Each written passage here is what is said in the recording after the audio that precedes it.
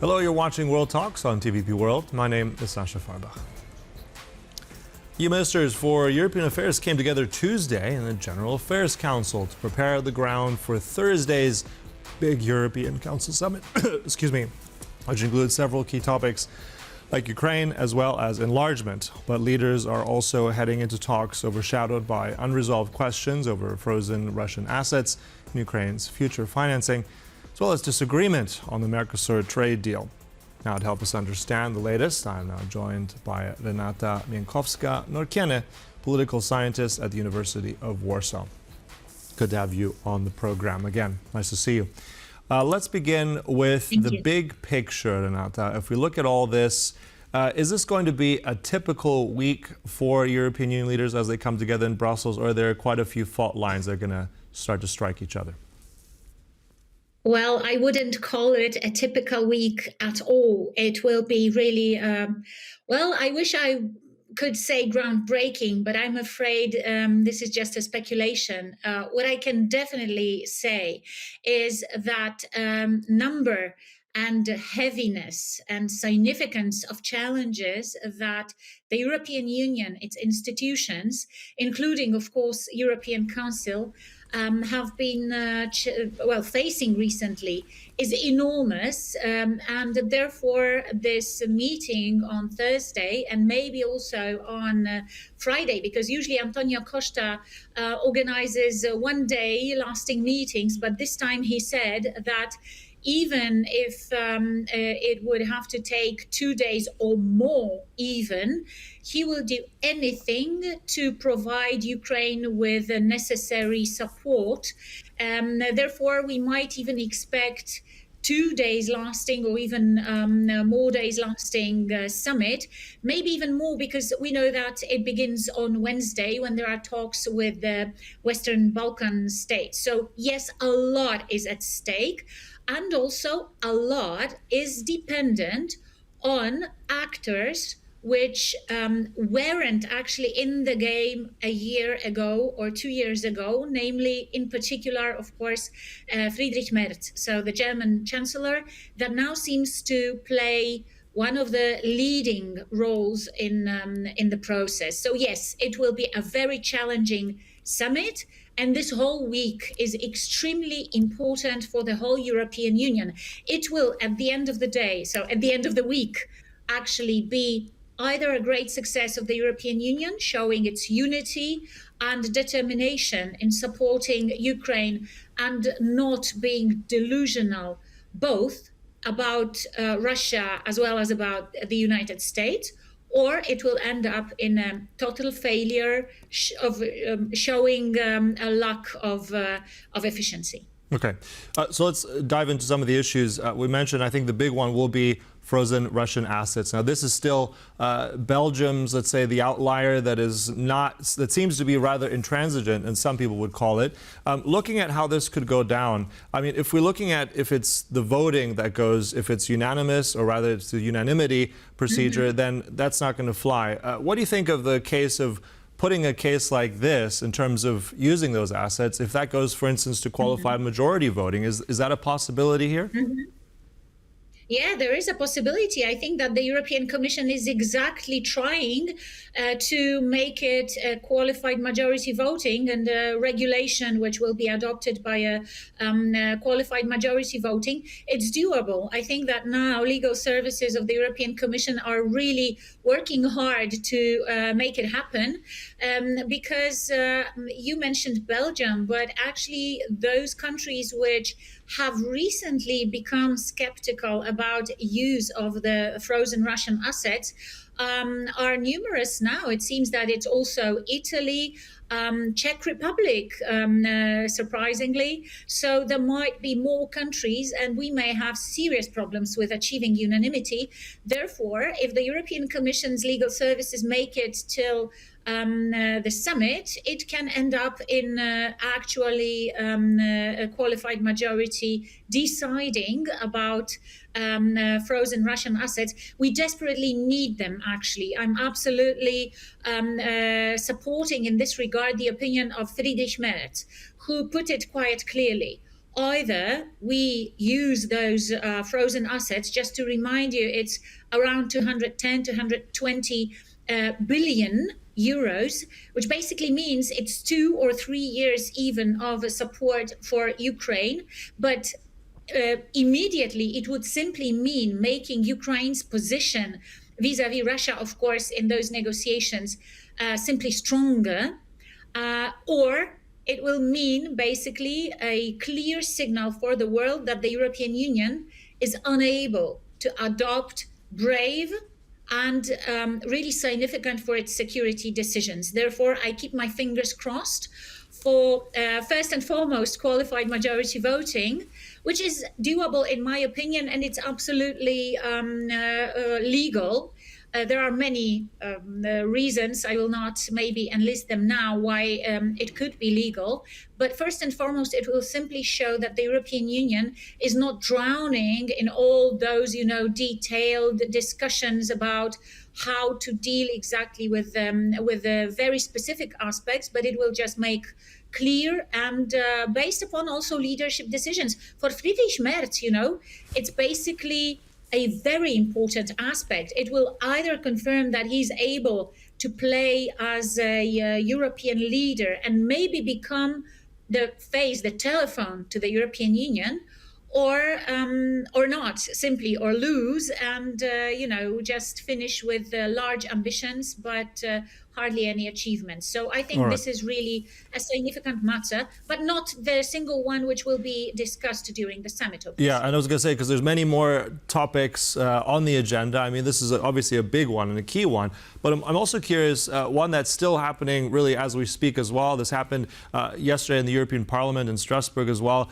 Mercosur, this massive trade deal between all the states of the European Union and those key South American countries, including Brazil and Argentina, Paraguay. In terms of these safeguards, I mean, this is key, right? Because the farmers in Europe had been against this. There are still countries. What's let's say, the mood at this point in time? There's supposedly, it's called the trialogues, right? So Council, Parliament, and Commission coming together today. These safeguards, are they going to be enough to convince those countries like France, maybe even Italy and Poland, to go ahead with this? Because that's also a big one on the agenda. Yes, absolutely. And here we have no other choice than unanimity. Therefore, it's absolutely necessary that all of the countries really say yes to the Mercosur agreement, which we desperately need, just to make it clear, in the context of the bad situation with the United States as regards tariffs, and also, let's say, declining role of the European Union in the world's GDP, and of course the necessities which are set up by Mario Draghi or Enrico Letta's reports. We desperately need a new market. Yes, indeed, the European Parliament has adopted multiple amendments, and now the case has been analyzed within the trialogue. It was analyzed as well yesterday. I think that what we can expect is actually a kind of a consensus around it. Why?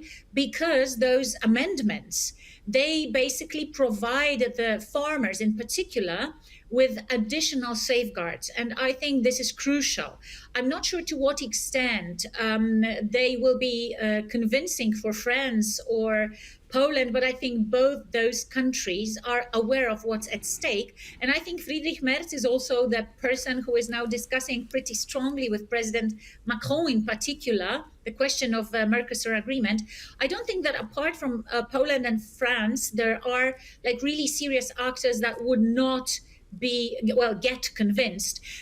Nevertheless, I don't think that Ursula von der Leyen, who's expected to go to South America on the 20th of December, that she will be able to do it immediately, so on the 20th.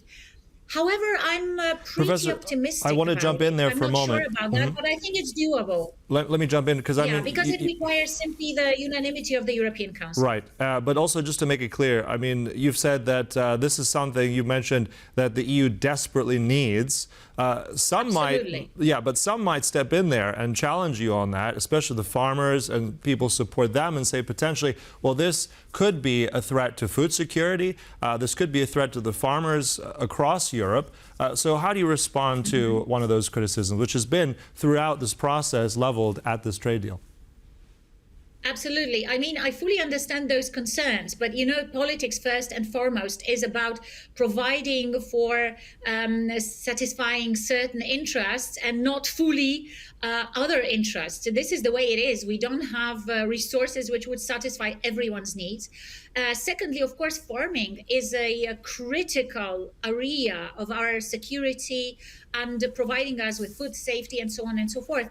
But both the agreement as such, if you read the agreement, it really contains all those safeguards we are discussing, namely providing for food safety. So all those veterinary and phytosanitary and so on checks, they have to be provided. Secondly, the European Parliament also introduced additional safeguards. So I don't think that there should be much concern about it. If we don't want the bad quality food to appear on the European market, we may simply prevent it. However, of course, it may make our farmers less competitive. But I think that the fear is just a bit exaggerated, because we have gone already through our agreement with Canada, and the fears were enormous back then.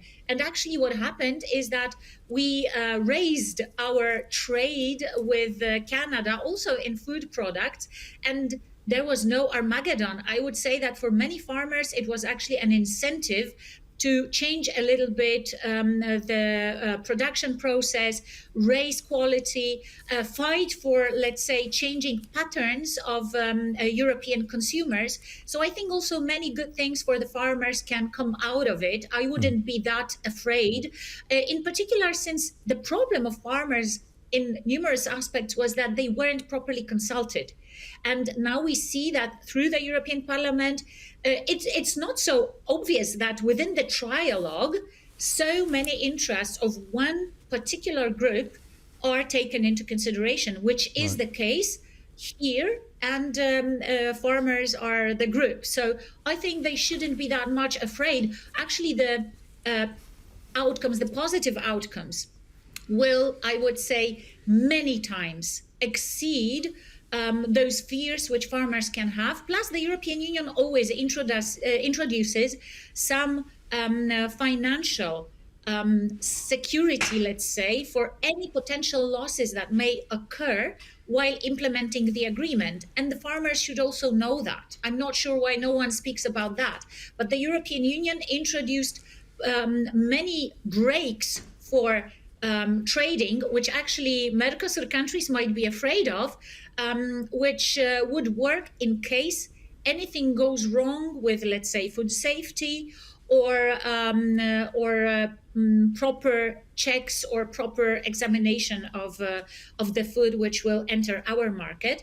I just want to remind you that it's more than 90% of liberalization. So it refers to so many potential products that actually farming is just really a part of it.